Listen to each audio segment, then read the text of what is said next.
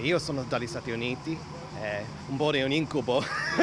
Vorrei visitare l'Italia e devo aspettare per l'autobus. Non mi importa perché mi piace tutto dell'Italia.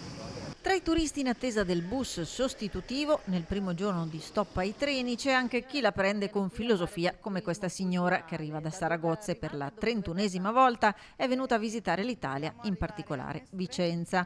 Sono turisti, pendolari, viaggiatori occasionali che aspettano i bus sostitutivi aiutati dal personale del servizio di assistenza, pronto ad indirizzarli affinché vivano il minor disagio possibile. Disagio che però è stato inevitabile per questo primo giorno di stop ai treni scattato a mezzanotte e che durerà fino al 21 agosto sulla linea ferroviaria tra Verona, Portanuova e Vicenza, che riguarderà anche il nodo Vicenza, in modo da consentire l'esecuzione dei lavori per il potenziamento dell'alta velocità, alta capacità.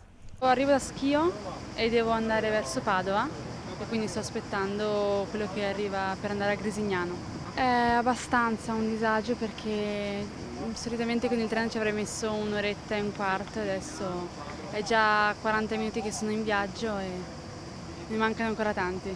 Avrò un disagio di un paio d'ore sicuro.